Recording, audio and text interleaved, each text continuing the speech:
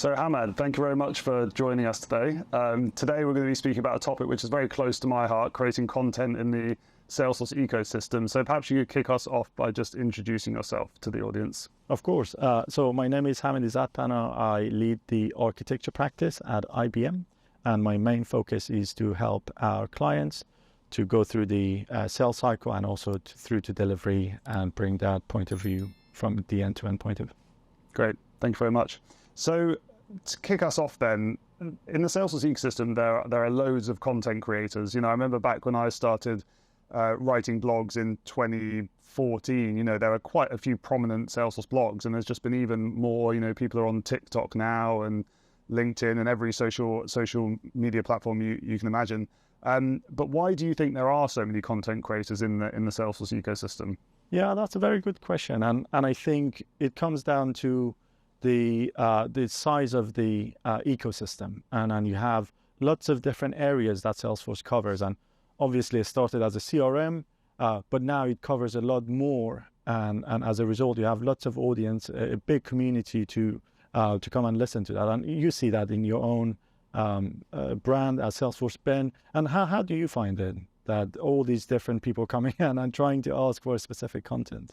Yeah, I think for us, I think why we have kind of our place in the ecosystem and our niche is because we explain things in a very simple way, in a very concise way. And, Salesforce obviously has great content, but it is geared towards Salesforce customers and prospects, and it's obviously more sales and more marketing type language because they're trying to sell something. Yeah. Well, we're not. We can just explain, exactly what this thing is and exactly what it does.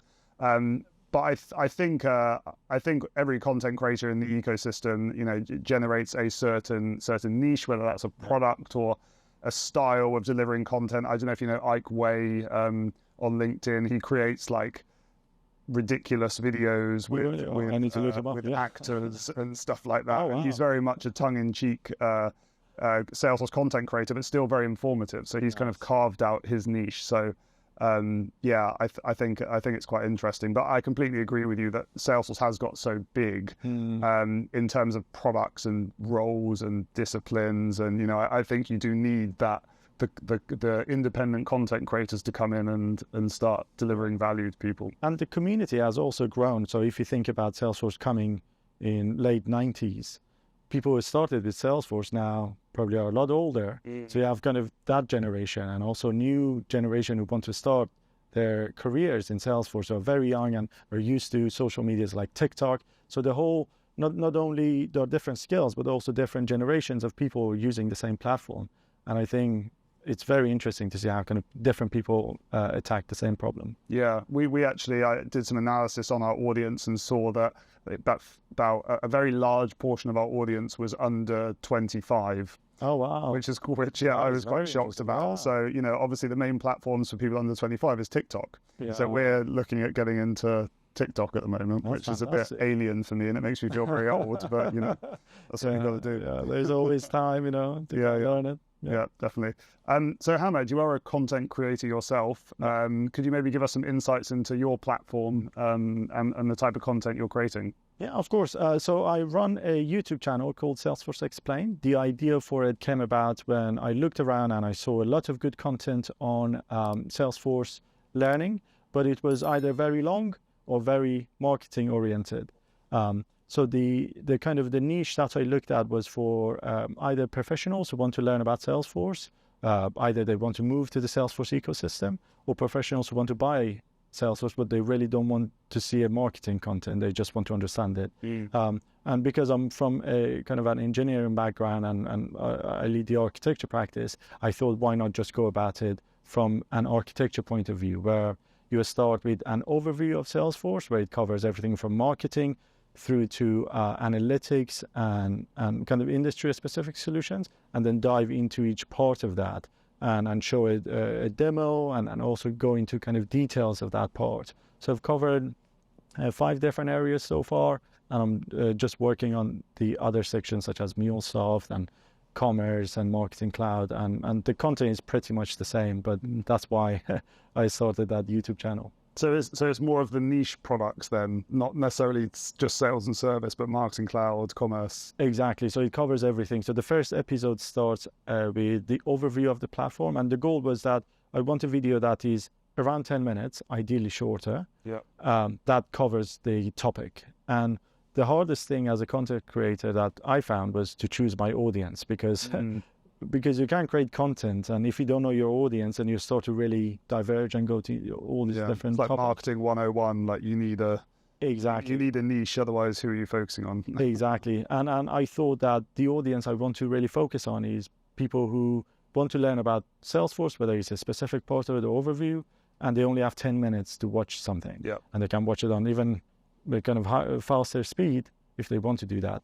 And it really has that point of view of top-down, start with overview and then go into different parts of it. So I've done the service, sales, Heroku, and Lightning Platform, and also the overview. And next episode is going to be about the MuleSoft platform. Okay, great.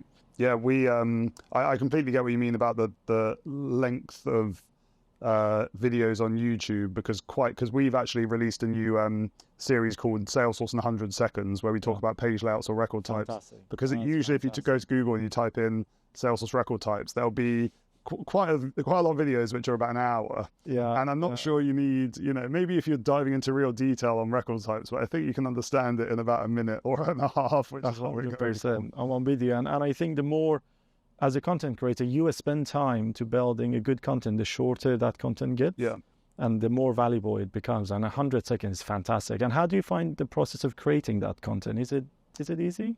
So we don't like to rush into things too much, because you can only really do a video once for YouTube and upload it once. Once you've uploaded it, you can't edit it. So we wanted to make sure it was as concise as possible. It fits in the 100 seconds. The screen shares matched up with the part of the script, so we script it out, and we've got like a little template. So we do an intro of the feature from the user point of view. Then show the feature off from the user point of view, then go into the back end, then show a few of the customization capabilities. So we've kind of got it scripted out, and we've only done one at the moment, but we've got about 10 to 20 coming out quite soon. Is that the same format for every 100 seconds? Yeah, I think so. We probably might need to change it depending on the feature, but most of them, I think, similar structure. I think once you've nailed down that and it works, then you can just replicate that. And I did pretty much the same thing, that I chose a format that starts very similar, that, business case, what is it that a business needs? And then what is it that this specific user or actor needs? And then go from that to a solution and how you configure that in Salesforce. But it's a little bit more generic. It is, for example, on sales, I'm talking about leads, opportunities, as an end-to-end process rather than kind of go to the back end. And I think, what you say is absolutely correct, that you need content on different levels, and that 100-second video is very relevant to people who are used to TikTok, for example, or kind of the new generation. And I would love to watch it. So I'll send the link over to you. Fantastic. So Hamed, when you're thinking of content, or thinking of ideas, how do you decide what to focus on? Yeah, it is interesting. So usually I think about how kind of I would have wanted to watch that video if it was available to me. So I start with a very high-level topic, as what is it that I want to say in kind of the core message, and it should be one sentence. For example, for the Heroku episode, I wanted to showcase an IoT implementation that connects to an API. That was my sentence. I want an IoT that talks to an API. And then from there, I started to write a script that covers that scenario. And that script, exactly as you said, is all about kind of making sure you cover all the areas you want to cover, and it fits within the timeline you want to have. And then from there, I iterate through it quite a lot of times, maybe too many times, in order to get it to the exact shape that I want. Then I create the content that requires a voiceover, and then I do the voiceover at the end. So it's quite a lengthy process, and every episode takes me around 30 to 40 hours of work, and that's on top of my daily job, and just something to give back to the community. But that is how I approach it usually. So is the whole thing, because I think I saw you screen sharing on Salesforce Explainer as well. So do you have like parts where you're screen sharing, other parts we've got a voiceover, and then just match them all up? Exactly. So I usually record it, and sometimes you click on something and it may take a few seconds. I cut that into kind of a 1 second thing, because there's no point for someone to wait for the page to load if they're watching a video. You can always help them with that. Then I edit it to make sure kind of it fits with the voiceover. And sometimes you click on the wrong button, so I need to remove those things. I've done kind of quite a few different iterations in order to get to a workflow that I follow now. And I just have a template in my editor that I bring up with the whole screen share, go through it. So that's.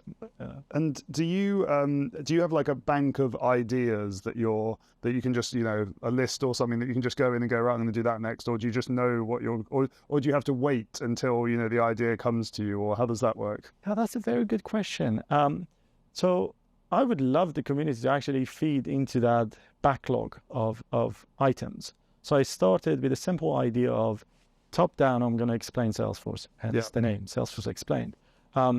And then I have kind of an agenda to go through these columns of different Salesforce capabilities: sales, service, marketing, commerce, MuleSoft.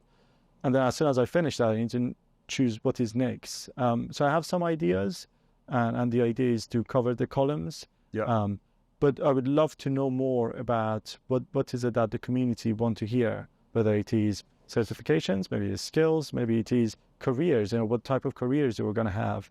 But again, in the same type of format that you would explain something in 10 minutes. So that's, I have a backlog of items, but it's not written on stone. Well, maybe we can put the channel here somewhere. And then, people can check it out and then get in touch with you on LinkedIn, or what's the best way to... LinkedIn is probably the easiest, and leaving comments on the videos are probably the next best thing. Yeah. So, Hamed, maybe you can tell me what actually motivates you to produce these videos. 30 to 40 hours for each one is quite a lot of time alongside your job at IBM. Yeah. So I'm a big fan of growth, and whether it is at my job and I'm mentoring some people, I'm line managing some architects, but it comes down to seeing people grow in their careers, or whether it's just personal growth. And nothing makes me more happy to see someone learning something new. And that gets me going with Salesforce Explain. And the goal is really to bring out knowledge and what I've learned and what I've done and all the experiences that I've gained, and give it back to the community. Maybe 10%, 15% of the community would enjoy that content, and that's more than enough for me. And that is why I keep going. And I would want to ask the same thing from SFBen. What motivates you? So I'd say there's two things. I mean, obviously, giving back to the community, getting messages from people saying, thanks so much for this. I got some guy came up to me at Dreamforce last year and said, thanks for creating SFBen. I passed my admin exam with you, and now I've got my CTA interview next week. And I was like, that's pretty cool. Like that's nice to hear. Yeah. So there's definitely that aspect, but I suppose quite selfishly, I quite enjoy creating something. It's quite nice to have a creative outlet where you can, you can take your day job, which is Salesforce, and start creating something from that, which is a bit more creative. It's not, working on projects all the time, and just kind of adding your own uniqueness to that content as well, because everyone's content is different, and I think that's great. You have different creators in the ecosystem that attract different types of people based on their personality and the way that they deliver things. So I think it's quite cool to be able to create something that's uniquely yours. Yeah, and it uses a different part of your brain, doesn't it? Yeah. It's you can consume a lot of information, and I find that quite tiring. But then when you create something, it gives me a lot more energy than just consuming. So that's quite interesting. Yeah, no, definitely. Great. Well, we're nearing the end of our fireside chat. So maybe we can end by telling the audience what is next for Salesforce Explained. Yeah. So the next for Salesforce Explained is to finish the content, the overview of the platform, and start to really look into the details of configuring these things into a more of a kind of an architect point of view. So as an architect, how do you approach some problem? And I would also like really to cover the career side of Salesforce and talk about, or if you're a developer, if you're an admin, or if you're an architect, what is a day-to-day like for you as your job? And I would love to know kind of from the community to see kind of if they want to understand that, if they want to move jobs, or if they want to understand it a little bit better. So I think those are the main two things for me for Salesforce Explain. But again, it's not written on stone. If people have better ideas, just do let me know, and I'll try to cover them. Great. Stay tuned. And maybe there'll be a Salesforce-Ben, Salesforce Explain collaboration very soon. That'll be good. That'll be good. Yeah. Awesome. Well, Hamed, thank you very much for joining us today. And hopefully we'll see you very soon. Of course. Thank you. Great. Cheers.